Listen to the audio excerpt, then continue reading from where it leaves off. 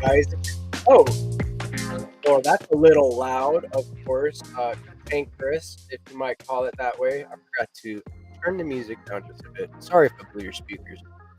What's up, guys? I'm your boy GP with DeOrganized Media. bringing you another awesome episode of DeOrganized Nightly, where we get your favorite Giga Brain Astronaut Scholars into the same room, talk about Bitcoin news, world news, you name it, even the alpha fresh and hot off the presses with DeOrganized Media. Hopefully, you've had a very blessed hump day.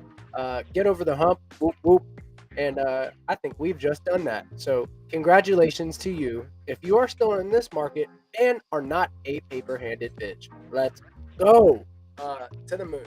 Anyways, getting into the bookmarks and all the stuff, and um, just want to remind you guys, have some fun in this space. It is about finding the alpha. It is about having gains, but remember to have fun. Keep love in the room. Like, don't be bitter, right? Like, let's make some connections, and yeah, get it done.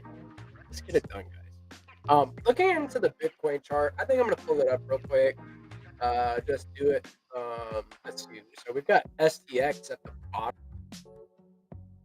of the Bollinger Band on the 4-hour chart. My computer's a little laggy. Forgive me. Probably have too many things running. Looks like it wicked down on the 4-hour here to touch this bottom band for STX. And yeah, looking like it's taking a little dipperooski today. Down like 4%. Makes for a good buying opportunity. Looking at the Bitcoin chart, still chopped sideways in a range. This is the kind of range that I have here. Boom, just kind of sideways, consolidating. Let's look at the daily time frame instead of the 4-hour and see what we see. Wow. Okay, so this Bollinger Band are starting to like squeeze. Starting to squeeze. I wonder if it's going to be a violent move to the downside or to the upside past new all-time highs. All-time high is sitting around 123K. And we are sitting at this moment around 117K, 117.5K. So, we'll see. There's a lot of indecision in the market right now. This is a doji candle on the daily. Let's move on to the weekly and see what we see. Weekly, still way up here at the top of the Bollinger Band. Tipped it, touched it, pleased it. But we're also seeing the bottom band start to turn up along with the moving average in the middle. So, I don't know if this is a flag here. We're breaking out, and this is the measured move right here. Boom. Maybe we're just making another flag before we continue our move upward to new all-time highs around maybe 138K. But we got some news that covers Bitcoin price action and other stuff going on. So enough with the charts. Let's get into the news. So I've got some bookmarks for you. Let me replace my screen here. Go here. Press share, all that good jazz, and that's not my bookmark. What is that? Of course, GP is never ready and never fully prepared, but here we go. So getting straight into the news from my boy, BoyaPick.btc. You can follow him at DemiHumanB. He won a BoostX competition and also made this awesome little AI tut BoostX V2. So let's listen BoostX just launched their V2. The new update entails a referral option. Onboard users, have them set your BNS name as the referral in their BoostX options, and you get 10 for every service fee they spend. BoostX just launched their V2. Look at that.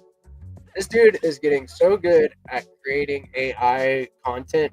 It is beyond me. We have the AI Content Guild in the DeOrganized Media Discord. We actually do have a QR code for that. We will show that QR code here in a little bit, and let you have access directly here if you want to jump on in and see what we got going on with the AI Guild. Express interest in joining the AI Guild, and you may just be able to get in there. Coming from the BoostX handle, and this is a handle that you do not want to miss out on. Crypto Dude is a very base builder in the Stacks ecosystem, building on Bitcoin via Stacks. You can interact with the Stacks blockchain directly from X and Discord if you have the Chrome extension downloaded. So definitely go follow BoostX_app. Get BoostX V2 today and amplify your impact. Available now on the Chrome store. So go there. I'm going to like and share. You can go follow me at GPSC_STX to stay in the know. Big shout out to Crypto Dude. And speaking of, you need to follow this handle too. It is CryptoDude_BTC, the creator and founder of BoostX. And big shout out to Crypto Smith as well. Let's go. 20 STX sent via BoostX. This was another AI video that Pick and Blockface actually had a competitive battle about their shilling abilities through AI. So very cool. Congrats to Pick for winning this competition that was going down in the DeOrganized AI Guild space earlier today. Coming from El Donald Trumpo, obviously a parody account. See the label there. Kim Jong Un. Why you make deal with that asshole? Kim, your Rocket Man, Donald. Terrible. Probably butchered it, but somebody made this meme, and I wanted to lighten your day. I hope it didn't piss you off. Have a light spirit. Anyways, getting into the main news and the main Stacks news, that is, you can follow the main Stacks handle at Stacks. Don't mind me. I'm just getting a Bitcoin domain service.btc name on 1BNS. Definitely follow 1_BNS and browsing through Bitcoin app, Zero Authority DAO bounties on Stacks. Follow Zero Off DAO for to participate in the decentralized gig economy on Bitcoin. I love it. Love it. Coming from the main Stacks handle, shining the light on the builders. It sounds like the music may just be just a tad, just a teensy tad a little bit loud, so I scooted it down there for you. All right, moving on. So from the Bitflow handle, and you can follow that at Bitflow_finance. Bitcoin needs better markets. We're on a mission to build the most widely adopted engine for Bitcoin liquidity. We make it easy for Bitcoin liquidity to flow where it is needed most. Today we're announcing the Bitflow HODL a concentrated liquidity engine for expanding BTC capital markets. The problem, your capital sits idle. Basic AMM spread your liquidity across all prices from 0 to infinity. Most of it sits unused by traders and thus unproductive for liquidity providers. It's like watering an entire football field to grow only a few flowers. I love this analogy. I will give that a like and a share there. Big shout out to Dylan and Diego from Bitflow. The solution, HODL. Instead of spreading liquidity everywhere, HODL solves this by concentrating liquidity where trades actually happen, like a precision irrigation system that only waters the flower beds where growth is happening. The result, more yield with less capital and less slippage around the market price. Number 4 here. What is HODL? High throughput, order book style, decentralized liquidity market maker. Wow, that's a great acronym. It's a concentrated liquidity engine with institutional grade order book precision designed for assets you want to HODL. You can focus your capital in specific price ranges instead of spreading it everywhere. Look at that. Higher yields, zero slippage. Bitflow's HODL combines the best of both worlds, capital efficiency of centralized liquidity with the precision of order books. Zero slippage trades inside price bins. Capital efficient LPing equals more yield per dollar, more yield on BTC assets, automated strategies, plus full control for LPs liquidity. Liquidity pairs. There you go. Shape your strategy. Spot, flat distribution, low maintenance yields. Curve, bell-shaped, tight around market price, more active maintenance and more yield. Bid and ask. Inverted bell, higher yields with bigger swings, active maintenance required. Shape your strategy and stack your BTC. Let's go, base. A new path forward. Market makers are the arteries of global liquidity, and the legacy infrastructure they depend on needs a transplant. By enabling order book style Bitcoin markets, we unlock a new path forward in the transition from fiat to BTC. The HODL makes it easy for people to visualize precise liquidity provision in shapes no matter how the pool is denominated. While our API makes it easy for machines to leverage the numbers, the future of finance is orange and hungry for yield. In 10 years, when we look forward, the Bitcoin markets we've created together will be massive. Stacks developer, co-founder of Bitflow Finance. Stacks developer, Dylan.btc. Let's go. Number 8, the automation layer. The challenge: actively managing order book style positions is tough unless you are a machine.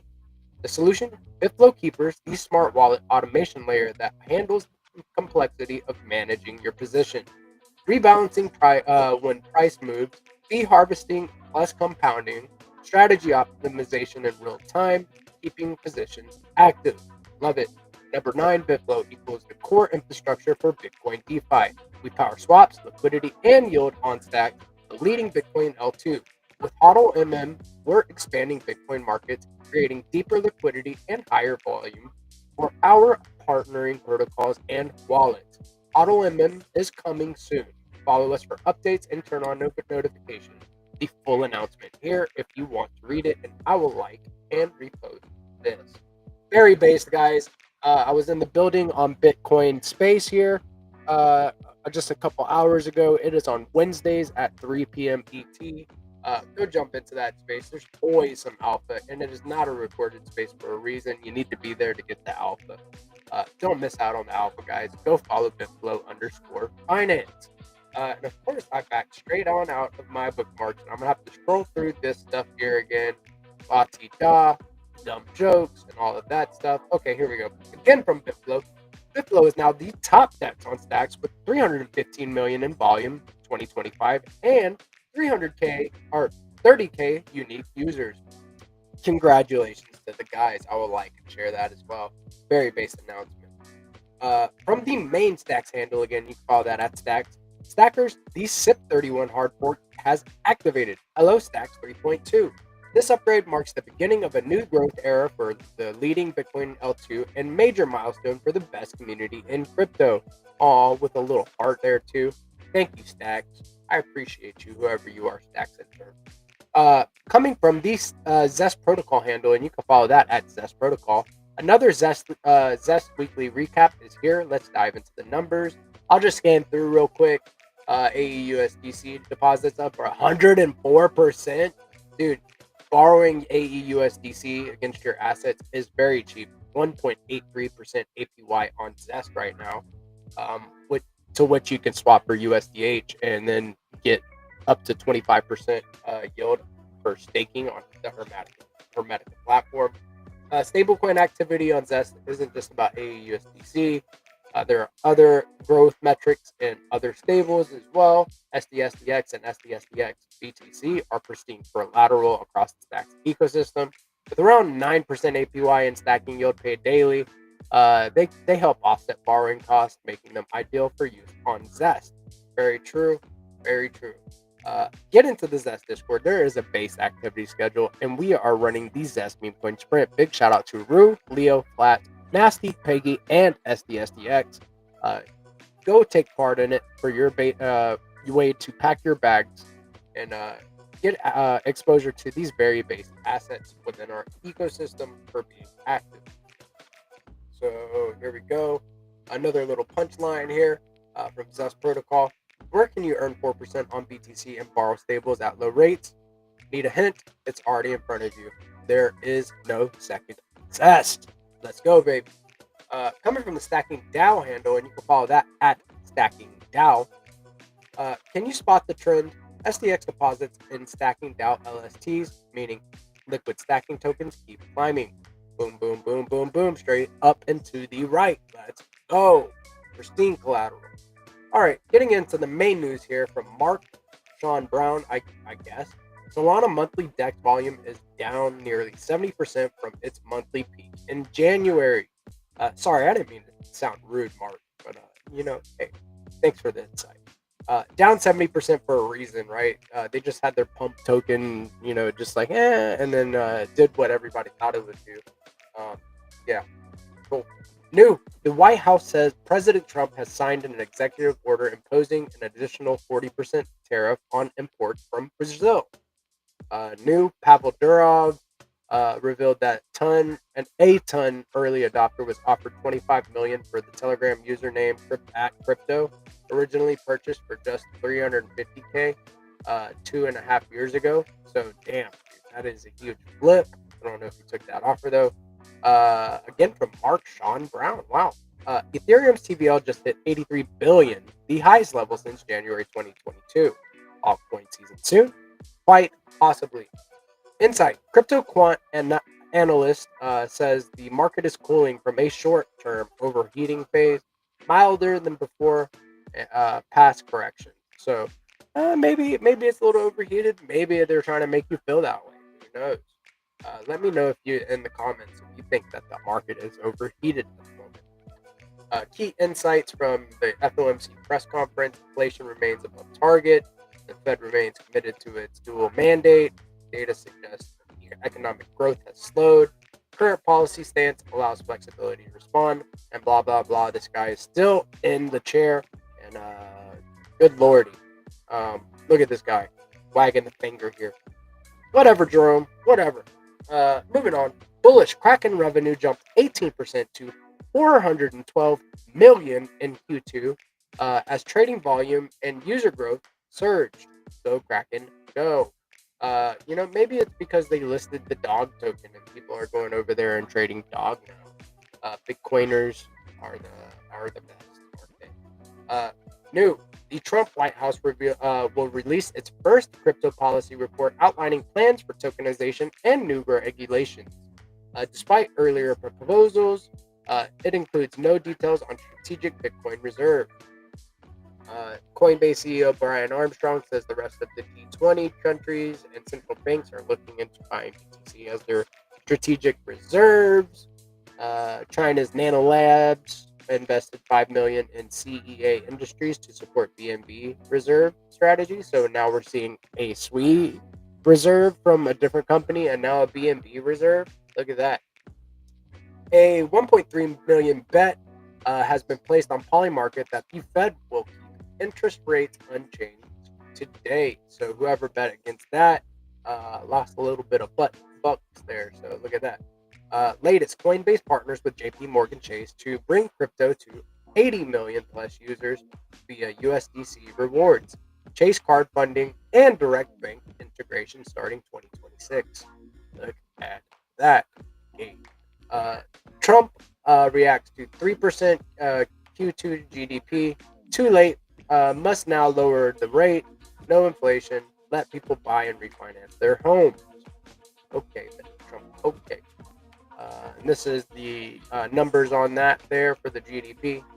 Insight: Hungary passes a law criminalizing unauthorized crypto exchange operations with penalties up to 2 years in jail for both users and service providers starting July 1st. So I guess this is old news because it's already been past July 1st. Okay. New data: 117 million flowed into Ethereum today. The next highest was Solana at 8.1 million. So looking like that rotation, that classic rotation into alt is starting to happen. Ethereum ran, and now the next biggest one is Solana, and now it's getting some love. So hey, I wonder. Update: over 1.5 billion in Bitcoin shorts will be liquidated if BTC hits above $120,000. Look at that. So right back at it. I feels like deja vu here reading this again because that was a headline from about 2 weeks ago or so that if we hit 120K, that a bunch of shorts would be liquidated, and now people are still trying to short. As long as people are willing to short, the market's going to go to where the liquidity is, and they're going to try to get that. So yeah, keep shorting, guys. Let's go. Bullish: SharpLink Gaming lead public companies and Ethereum holdings with 360,807 ETH, followed by Bitmine Immersion, that is 300,000 and some change ETH. And they have a cool infographic here for ETH. FOMC decision coming up at 2:30. We already know that they didn't change it. Indonesia will raise crypto transaction tax rate starting August. Update: Samari Wallet co-founders Keon Rodriguez and William Lonergan Hill will now plead guilty to U.S. charges related to the crypto mixing service. Is this Tornado Cash? I'm not sure if this is Tornado Cash. And this one right here: Algeria enacts comprehensive cryptocurrency ban prohibiting the buying, selling, trading, holding, and mining of Bitcoin and all virtual assets. It also bans crypto exchanges in using digital assets as payment or investment instruments. That is crazy.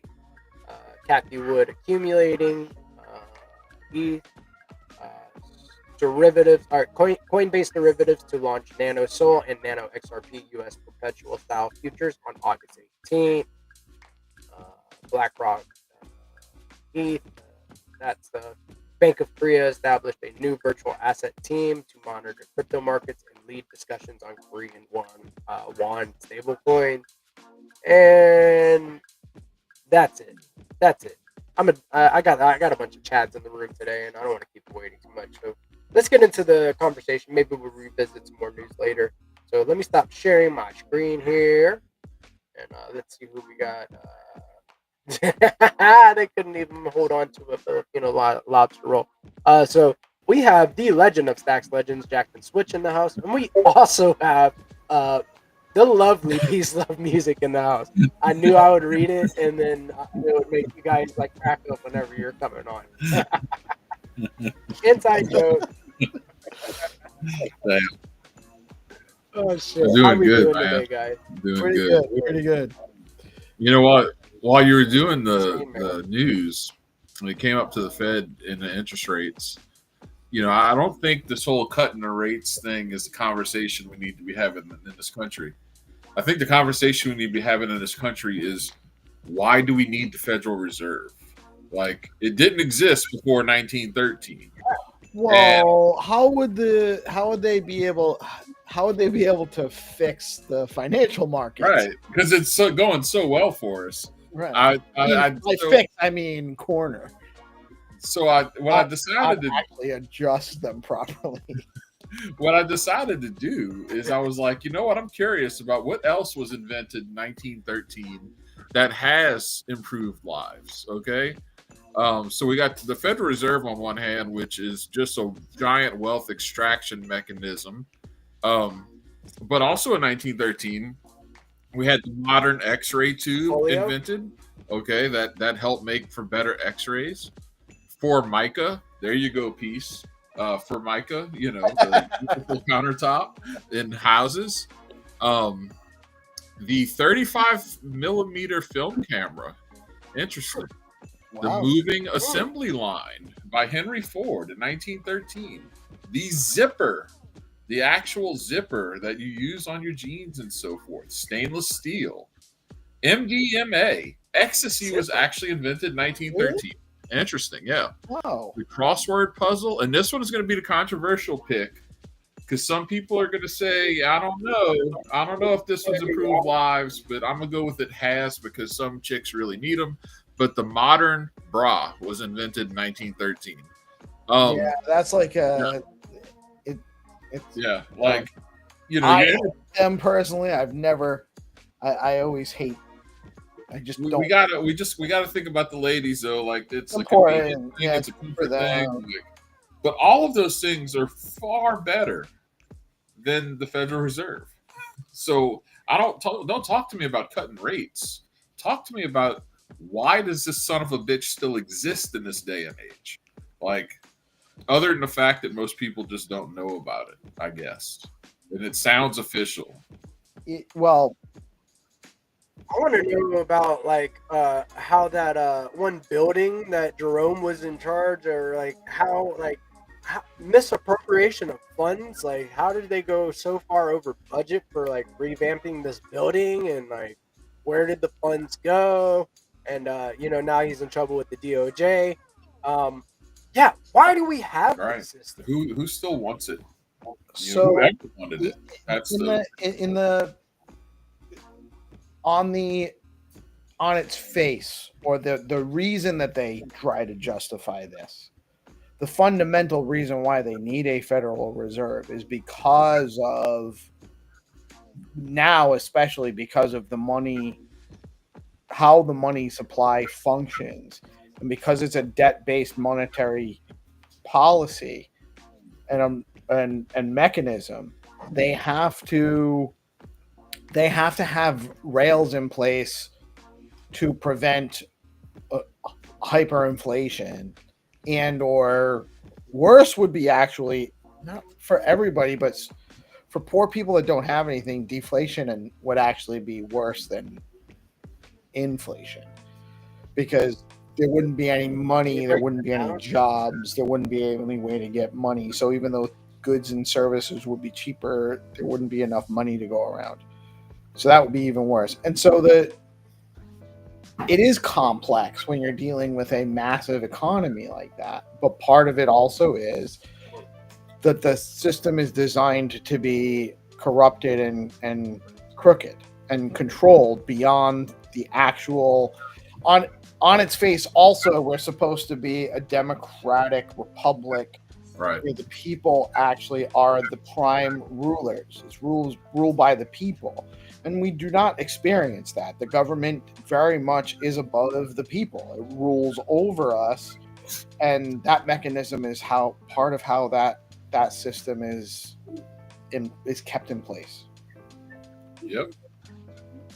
Do you guys want to watch Jerome waffle about why we should cut? Why shouldn't we cut rates for a second? It's like 2 minutes long. Do you think we should watch him waffle? Sure. For a Well, let's look at the douchebag for a minute. Well, I'm going to tell you real quick what I saw in the data that they came out over the last several weeks. And I've been saying they're not going to cut. They're not going to cut. It's because the jobs numbers are coming in better than predicted.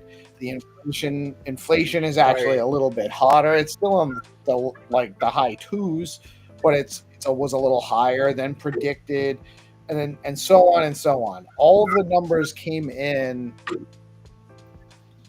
off from the predictions and in the direction of not cutting. Now, who knows how accurate those numbers are? They get corrected all the time. Like in the future, these numbers will be adjusted. So it's all just to justify whatever they want. Who's in control of the numbers?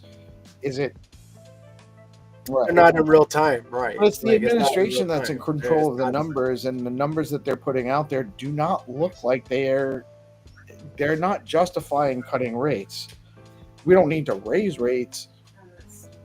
The economy is actually pretty strong right now, and the government just took in like record numbers in tax revenue from tariffs. Billions of dollars. Let's see what this guy has to say. I want to hear him waffle. Here, let me turn down the music real quick. Like, here, just do this a pause on that for a second.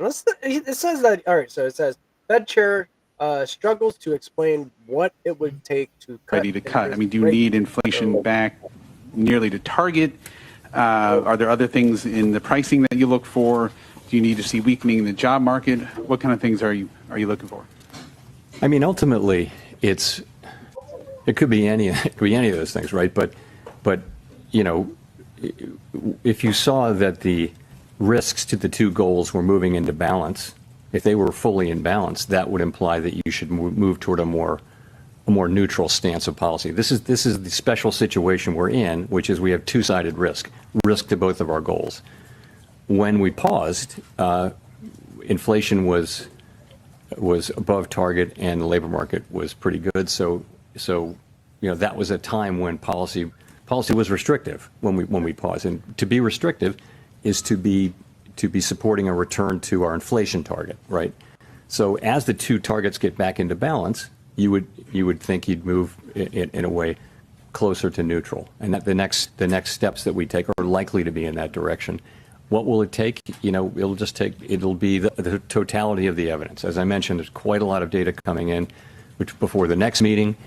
Will it be dispositive of that? You know, it's really hard to say. We don't make those decisions right now, so we'll have to see. Well, I guess just in terms of inflation, though, for example, like some people would point to if it remains only in goods and it doesn't bleed over to services, then maybe that's evidence that the tariff effect is going to be a temporary one-time thing. Is that kind of thing affect your thinking, or do you just need to see the number come down? I think closer to 2? We'll look at everything. You know, it's as I mentioned. You know, a pretty reasonable base case is that this will be a one-time price increase. And in the end, we'll make sure that that's the case. We're just trying to do that efficiently. And efficiently means getting the timing right, so we don't again, if we cut rates too soon, maybe we didn't finish the job with inflation. History is dotted with examples of that. If you cut too late, then maybe you're doing unnecessary damage to the labor market. So we're trying to get that timing right, and that's effectively what we're doing.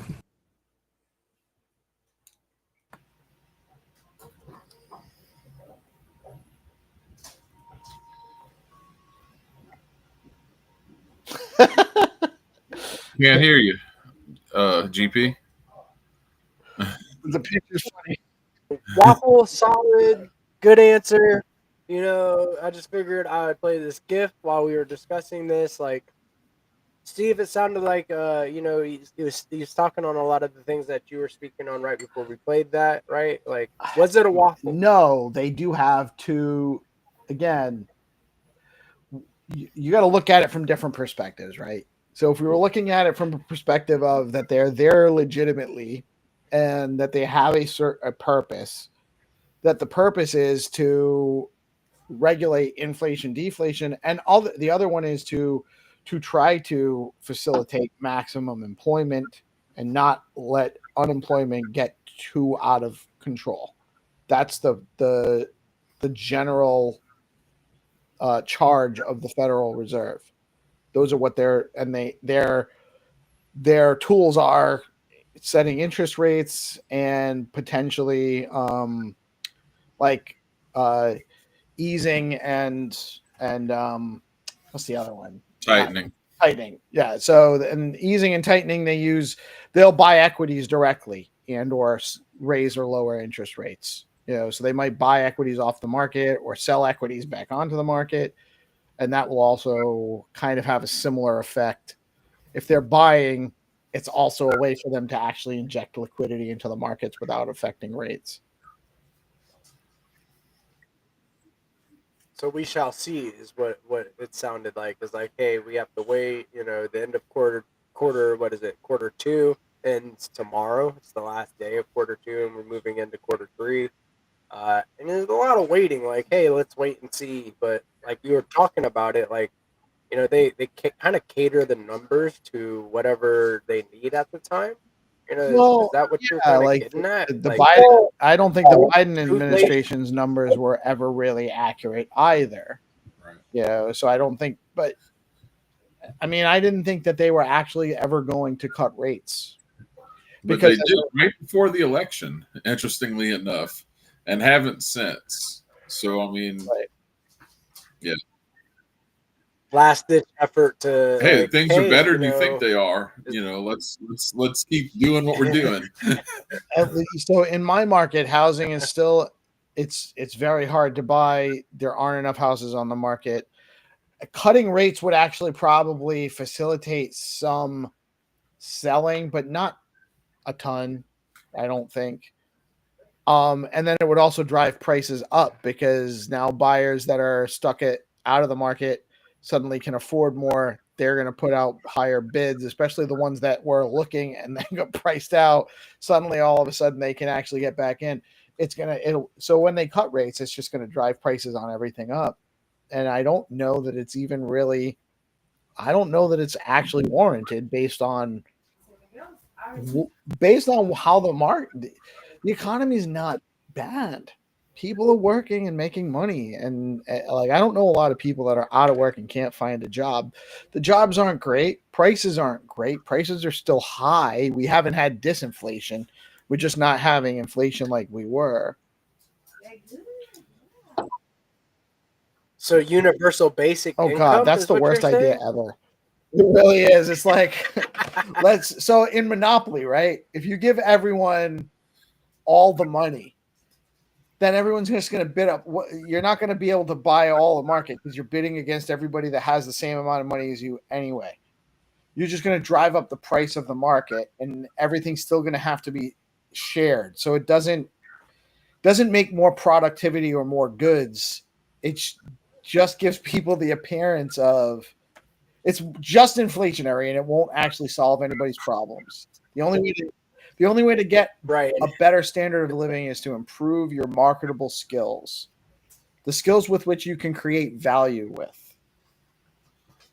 Yeah, and we need to get rid of a lot of regulations. 'Cause speaking of things like housing, like how much is your house really worth if no one can afford to buy it?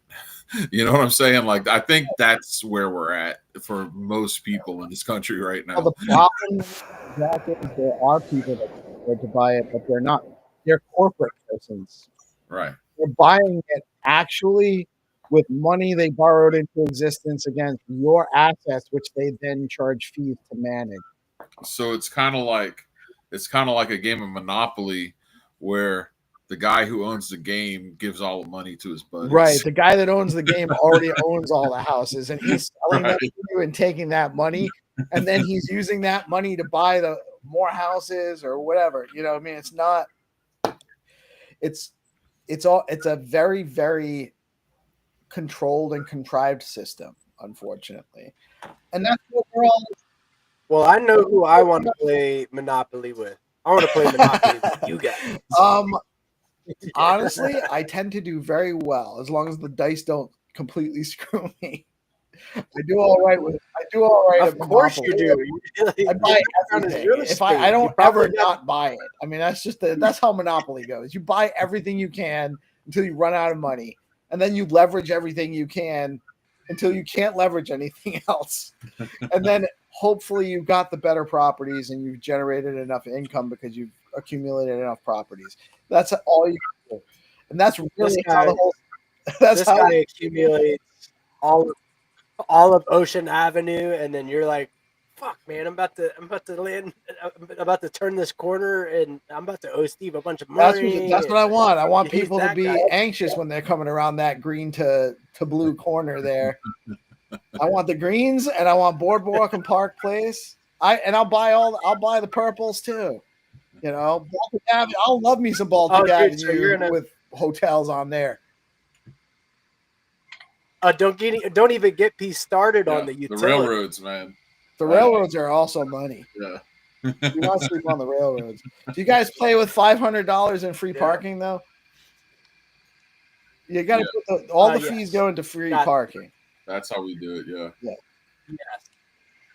Yes. That way, whenever it's like somebody's it's another get out of jail free card. You know what I mean? Almost like if you're fucked up and down low and like, dude, you about to be out. Like, yeah, that's the way to do it. You gotta, that's the way to play it. A couple weeks ago, just like while we're on the topic of like, board games and stuff, Uno is now in Vegas. Uno? What? Uno.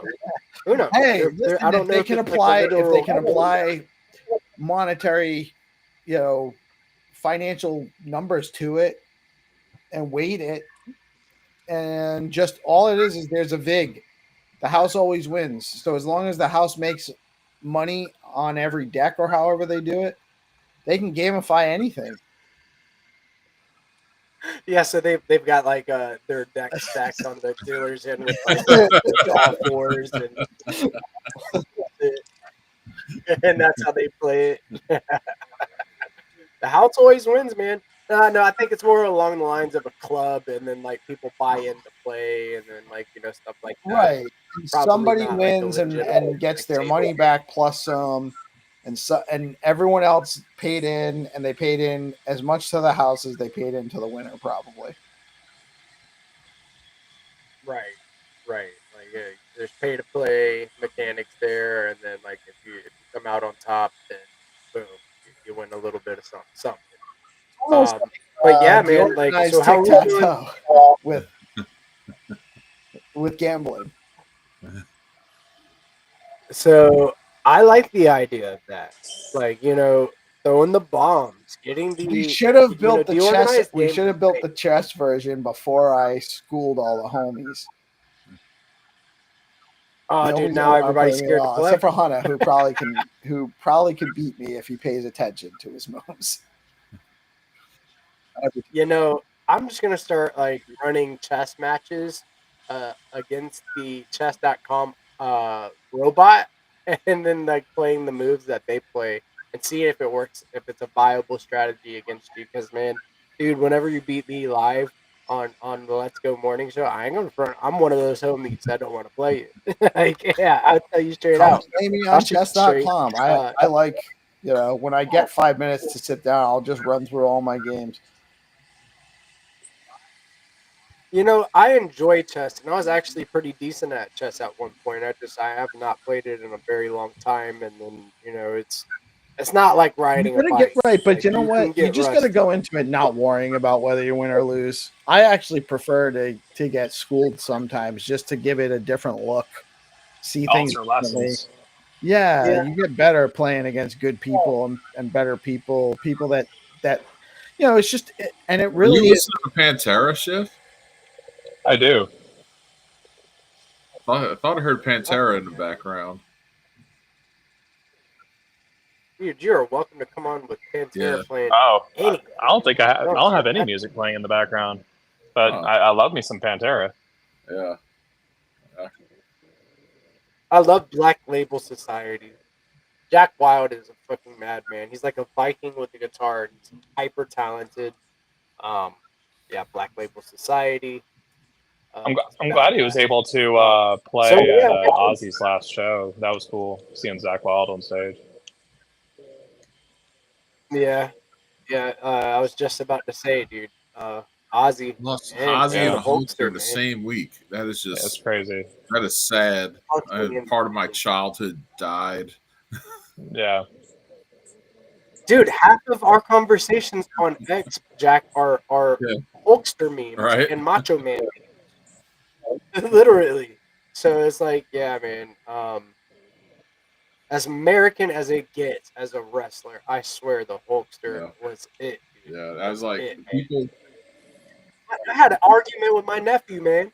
He said, John Cena's the strongest wrestler. I said, Yeah, now that Hulk Hogan's you're dead. mistaken. Yeah. I mean, there's I didn't quite come at there's him a like difference that. between muscle and strength. Like John Cena is like a fucking monster, but I wouldn't say he's stronger than Hulk or the strongest wrestler. Like that's a stretch, Dude, the Hulk wrestled right? Andre Like I Slam doubt John Giant. Cena could pick up. I Slam. doubt he could pick up Giant.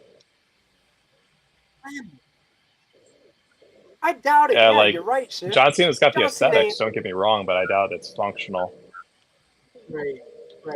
He would hit one of these moves. You can't see me, and Andre the Giant would pick him up by Yeah. his neck. He would palm his head. Yeah, exactly. With the case of beer in the other hand. Yeah, if you ever watch any YouTube videos of old wrestlers talking about like Andre the Giant and like the different stories and stuff, it's highly entertaining. Like, yeah, Jake the Snake. Jake the Snake talked about I think it was Jake the Snake that was talking about how he had like a his living existence, right? Like, whenever they were on tour was kind of like kind of tough, right? Like, you think about a guy that big, the spaces oh yeah, that the they were world's staying not in built were, for they're people not gonna that fit. size. Yeah, Right. So, rest in peace, though, man. Yeah. Two legends, and I am glad that Ozzy got to perform again before his passing.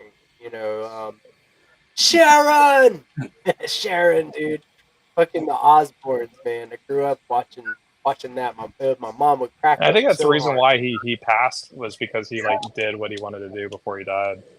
Like he worked really hard for a long time to get ready for that show, with respect to his Parkinson's and everything like that. Like It seemed like it was a planned out circumstance of events. Yeah, like foreseen, like saw it and just like, hey, let's Disease get you like on the that, road. you might decide that it's time to go. Let's have a big party. They had all the big names out. It definitely seemed ceremonial. It was a little creepy, actually, but to each their own.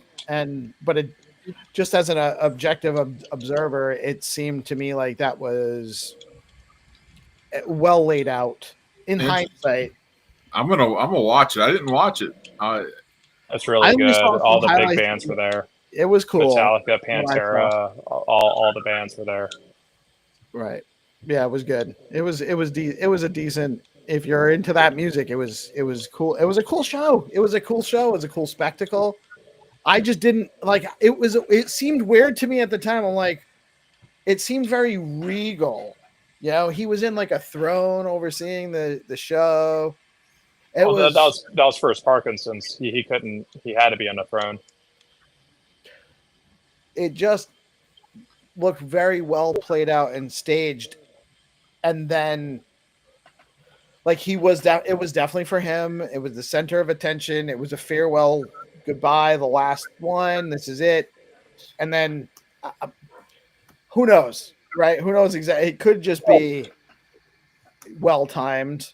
It could have. I mean, look, I've dealt with a lot of end of life in my career, and you know, there's different gradients of like how good of a death you can have, and there's some disease processes that make a good death impossible, and you know, there's some particularly cruel illnesses people can suffer from, and Parkinson's is one of them for sure. So, you know, I could understand, you know, the rationale behind someone being like, okay, it's time to check out. I'm tired of this shit. You know, Right. like I can understand that. That's not ever. It's such a dangerous like concept to play with, especially in the realm of like regulation and laws and nations and so forth, because it's stuff like that can be abused. So Well, and just the thought of human dignity. right, Just forget about religion or law. Just the fact that you're talking about the dignity of a person, and it's not an easy decision to make, but you can also appreciate that there is a time where that decision is warranted and it makes sense. So this leads this to a really, really dark question. What do you guys think about euthanasia? in what sense? Just like people can just take themselves out whenever they want. Yeah. Decide. Yeah. Again, like that's such an individual choice. I'd never want to like, you know, be the person who can say no, you cannot do that, because I've personally given people enough opioids and benzos to kill every single one of us, you know, Right. and watch them writhing in pain, not being able to, you know, not being able to get a moment's peace, right? Like, so to say to that person, nah, you got to ride that shit out. Right. I'd never want to be the person to say that. On the flip side, though, like working in healthcare during the COVID crisis, a very interesting thing happened during that time period that was unprecedented, that most people never talk about, and that was the fact that DNR orders, do not resuscitate. That's a very individual legal choice that people make, right? Like every one of us, you know, when we go into a hospital, they're going to ask us, do you want to be a full code or a DNR, or somewhere in the middle? Meaning, do you want heroic measures to save your life if your heart stops beating or you stop breathing? And the gradient of that. And during COVID, somehow it became a thing where there could be doctor directed DNRs, where the patient's wishes and the family's wishes did not matter. So things like that. That's why I don't. That's right. Weird. Like I can't be like, well, yeah, right. Great. It becomes a slippery slope. Right. Exactly. It's also a thing really with weird. like you know, weird. Temporary problems, you know, and then having a permanent solution. You know, sometimes, you know, it's a really slippery slope with euthanasia. Right. Let me tell you, the devil's in the details. Right. So my grandmother was in the hospital right before COVID, and it was an epidemic in our country, right? And she had emphysema for a very long time. And she was just fine, like, one day in the hospital, like, "Go home, honey," like, da da da da, like, "I'm fine." And the next day, it was just like, "Hey, I get a phone call, you need to be at the hospital." And, like, so I come and I see her and, like, she can see me, but she can't speak. Like, she it was like a day's different, right? Like, and, like, I still haven't been able to make sense of it, right? But they like, whenever, like, she took her last breath, like, nobody came in there to try to, like, resuscitate her or keep her, like, she was on a breathing machine, and, like, that didn't click to me that no doctor even did anything to try to keep her alive at that moment. So until Jack She might have 7. actually. So Well, it's like this was before COVID, or it was like right at the beginning. Yeah, and it depends on what her wishes were. right? You know, like did she have the tube in her mouth, or did she just have like a big mask on her face? So that Just a she's probably mask on a on her face. BiPAP, and that's like in the hierarchy of like your ass is in trouble. That's pretty up there. Usually the next step's a ventilator, right? Uh, He knows. yeah, He knows. He's like, "You all right, but dude?" like it all depends. But like in your grandma's situation, for instance, there could have been some reason why she wasn't suitable to be put on a ventilator. It could have been, like I said, it could have been her wishes. Like, no, I don't want the ventilator. Um, I don't. It's hard to say, but that became a thing during COVID. Um, and like, Yeah.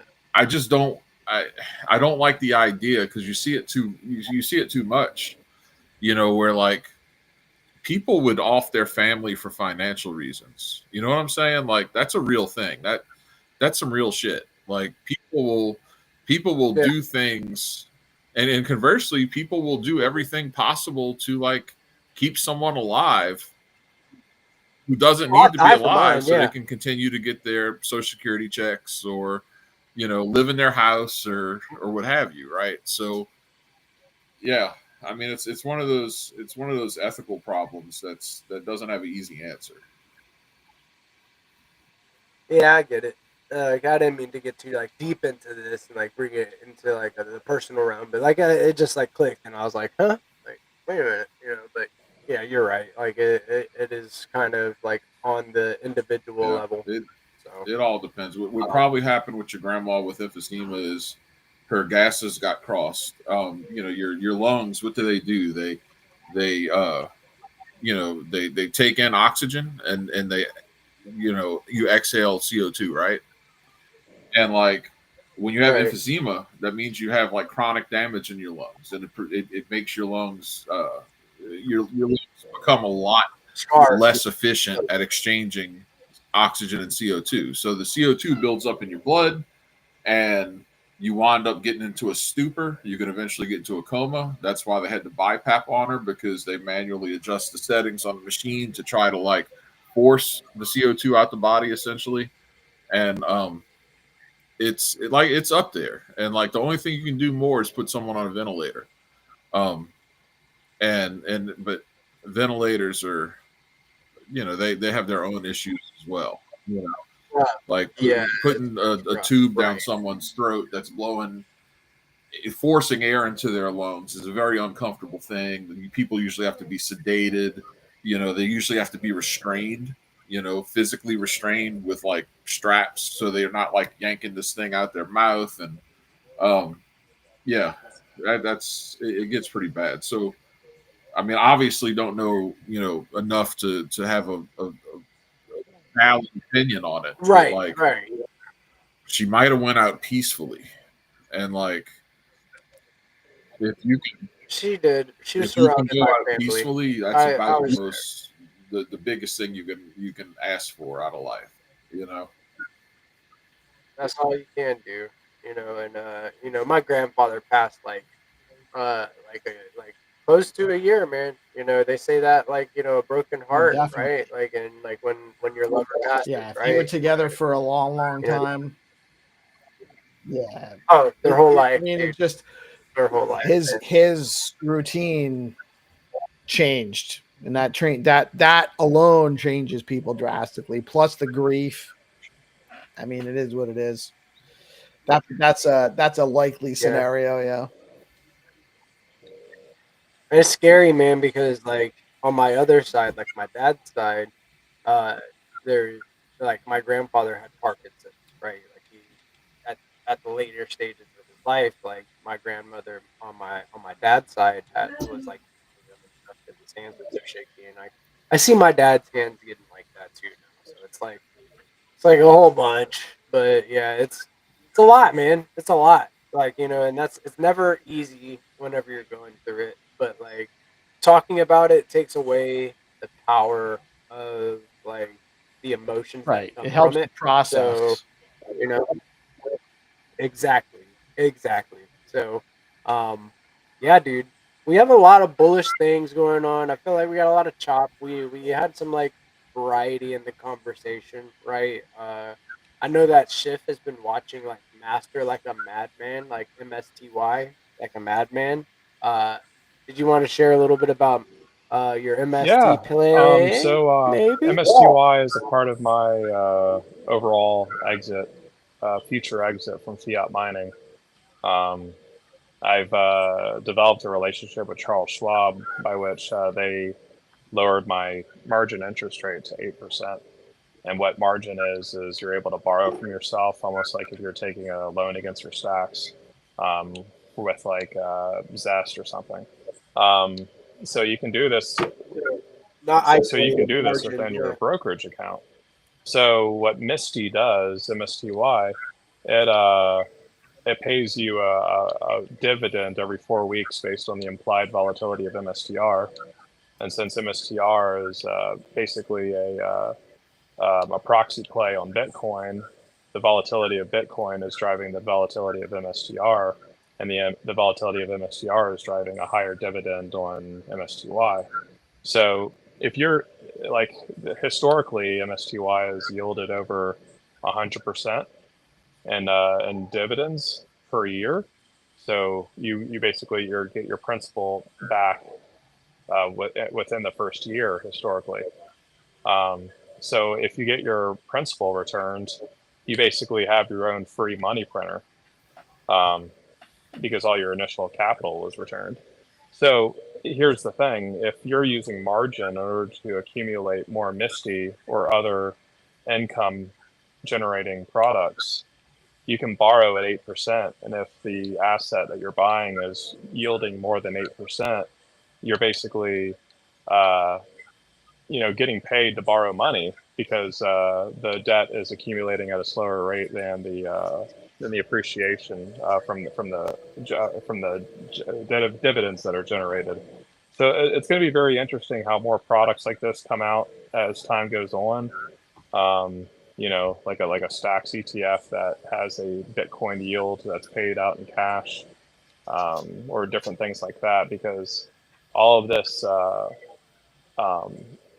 this income product wouldn't have existed unless Bitcoin existed. And it's incredible. It's life changing because if you can replace more and more of your income in this dividend security, then it undermines working a fiat mining job or a 9 to 5. Because if you can just get paid for breathing, then what's the point of working? That's it. And that's basically, just like I did earlier today when I borrowed some USDC and bought some USDH and staked it. You just getting paid to play. Exactly. And the USDH will probably outperform the interest on the loan, right? And then the yield from the USDH will just pay off the loan over time. Yep. Yeah. What's that? What's up, Tenderly? Tenderly. Good morning. Right here. Good morning, everybody. Good morning, sir. MGM, brother. How you doing this morning, dude? How are we doing? Looks like he's freezing up a little bit. Oh, there he is. Wait a minute. There he is. There we go. There we go. It's hanging in there. It's hanging in there. Let's go. Let's go, man. What's on the agenda for this morning, Tenderly? He's gonna bull post all day and make fire content. That's for You sure. know it. Makes fire content. He's got his video, short form. I'll tell you, he looks well Look at this lit. handsome That's for stud. sure. Yeah. Yes, he does. Yes, he does. It's that ring camera. He's got to hit him that's with right. one of these. Like, yeah, you know what I'm saying? You got to hit him with one of these. Let's go, man. Good to see you tenderly. We are actually around that hour mark. So I did want to go around and get some closing statements. We did get a little bit of alpha there. We got to talk a little bit about what's going on within the ecosystem. Got to talk about the shitty healthcare system that we have in the U.S. And then we also got back into some alpha, rounded it up with some MSTY alpha from Shift. So I think it was a well-rounded show. We also had Tenderly come on for the podcast and actually have his camera working for a few minutes. That was cool. That was cool. Really, really cool. So I think that was successful. Definitely a successful hump day. As much, by the way, I would have loved to have seen a rate cut. I'm well. Me too. I think everybody would have. But Like, I knew there wasn't going to be one. I just knew. Like, risk on, yes, risk on, please. Maybe next time. Like, let's go. Which is September, so we got a couple months. That's what she said, man. That's what she said. Don't Oh that. well, Maybe I mean, next time. you let me get in his ear. Maybe I can. Don't let J Powell give you blue balls. I don't need a rate cut to solve that problem. Wait a minute. You're a crypto bro? Wait a minute. Isn't it a bear market for alts? She said, maybe next time, bud. Shit. She's waiting on Jerome. Damn it, Jerome. So I'll go around the room one good time. Shift, you got any final thoughts, closing frequencies out to the Stay bullish. SIP 31 hard fork was successful. So now it's just the rest of the timeline that goes through before Stacks really does its thing. Remember, we have lots and lots of fundamentals for only a $1 billion project. I mean, Solana's nearly 100 billion. I mean, this is a Bitcoin L2. Everything is on Bitcoin. All the companies and countries are stacking Bitcoin. So Stacks is where you want to be if you want a good beta for Bitcoin going forward. Damn Skippy, dude. Beta Stacks is your beta play on Bitcoin, and SIP 10s are your beta play on Stacks. So when Stacks goes ham, the SIP 10s are a whole ham sandwich. Let's just put it that way. So bullish on Rue, Leo, Flat, Nasty, Peggy, STS, DX, all the SIP 10 assets, especially yield bearing stable coins like USDH. Yeah, man, we're getting to it. There ain't nothing to it but to do it. Jack, what do you got for us, to man? Shiflet's point when he was talking about MSTY and MicroStrategy, you see this financialization of crypto happening from Wall Street in a different way. These different financial products being built, and here we are with Stacks, which is SEC approved, like way back in the day, and this very interesting relationship to Bitcoin as this this blue chip almost that builds all this infrastructure out to make Bitcoin more usable. And I think that we will probably see something like that down the line. And I think that people aren't ready for $100 billion STX, right? But it's coming. Like that's just a thing. And just let that sink in. What's 100x like? 100x is pretty awesome, especially if you've played your cards right and really stacked up as much as you can. It can be life changing. And getting back to J Powell and the Federal Reserve and all of these things and healthcare, people don't understand at first glance, but that's all related, man. Like fiat currency is the root of so many of our problems. So many of our problems whether it's healthcare, whether it's costs, whether it's the reason why life expectancy in the United States has gone down, whether it's the rate of preventable illness, whether it's the problems with our food. That's all tied back to fiat, and that's really what Bitcoin and hard money and decentralization can help, because the cures for Parkinson's and the various illnesses and so forth, um, they're coming. And imagine how much faster they'd come if medicine was decentralized, right? Imagine how much better things would be if we operated on this hard money system, on this decentralized system, and ultimately that's what we're working towards. And my only complaint, Yeah, instead of having a mile right? of bureaucracy to get through to get a cure to It the won't people that happen need as it. fast as we want it Right. to, but it's happening. It's just got to play out. So that's why we're here. Damn Skippy, man. It's about the ethos, and we say that often, is that we're here for the ethos. This is the deorganized ethos. This is the Bitcoin ethos. This is the Stacks ethos. We're here for the ethos, and we're here to change the world. And you change the money, change the world. I heard that from you. So, Steve, what do we got, man? No, we covered it all, man. What's on your mind? We talked a lot about some of the challenges of life and death. Yeah, we actually touched on death significantly tonight. And so, it puts things in perspective. We're all here for only a limited time. Everything's temporary. So do the best as you can and don't stress about what you can't solve, because it's all just temporary anyway. But definitely don't betray yourself. Move forward in your own true way. That's all you can do. I love that, dude. That resonated with me, dude, because we had a conversation, and like this makes sense. Stay true to your own ethos, and be And don't a stress free beyond thinker. it. Let everything else. Yeah. There are things you can't control, so don't try to control them. Yes. Great advice, dude. Great. Like say la vie. Say la vie.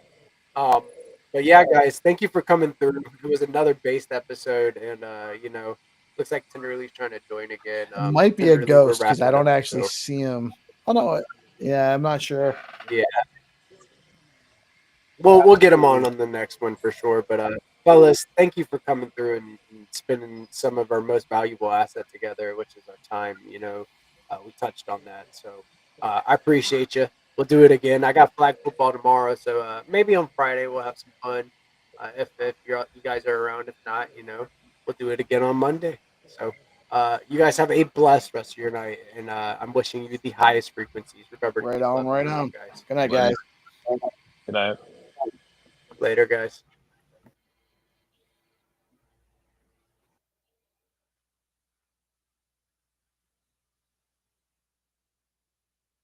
And Tenderly's coming in for the last little bit here for the bit. What you got for the people, Tenderly? What's up, man?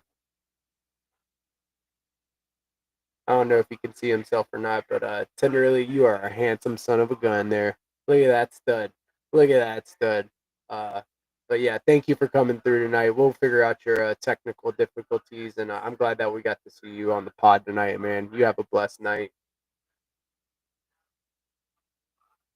And this has been another based episode of DeOrganized Nightly, where we get your favorite Giga Brain Astronaut Scholars into the same room, discuss all sorts of different topics, ranging from Bitcoin news, world news, alpha straight and fresh hot off the presses. Be sure to tune in to the Let's Go Morning Show at 8:30 a.m. ET Monday through Friday, along with the DeOrganized Nightly segment that is on Monday, Wednesdays, and Fridays at 7 p.m. ET for the time being. Remember to keep the frequency high and love in the room. We are hodling. We have diamond hands. We are diamond-handed degens. We are Giga Brain Astronaut Scholars, degen extraordinaires, right? just be badasses that you are. Keep chipping away at that block. We will find a gap to fill, and we will be, productive members of a decentralized, borderless, trustless, permissionless society. Smart contracts over social contracts. Remember to go to DeOrganized.media and check out the show schedule so you never miss a space or podcast on the schedule. Set up your profile on DeOrganized.media and, stay based, legends. I love you, and I'll catch you on the next episode. Peace.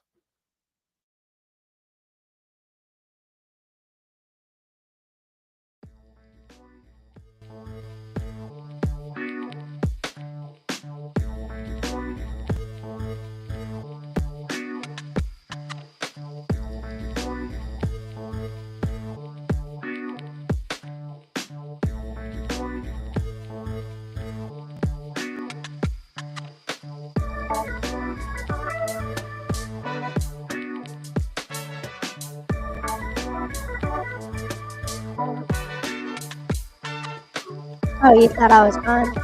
I'm not gone yet. I just had to say bye again. I love you, DJs. I so love you. You guys are the best. Make my heart happy. Make my soul glow. Just like the commercial in the 80s. You make my soul glow. Have a blessed night.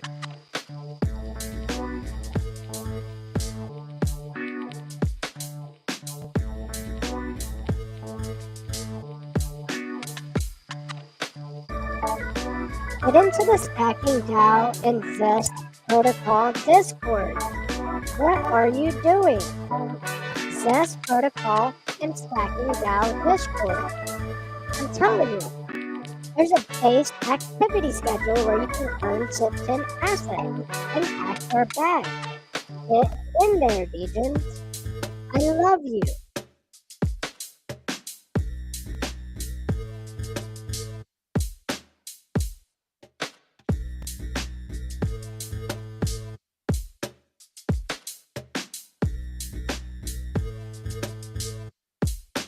You know, this one time at band camp,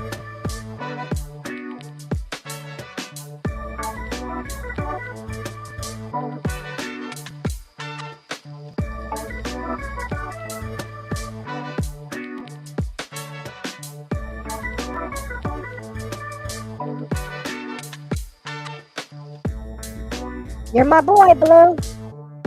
Blue, you're my boy.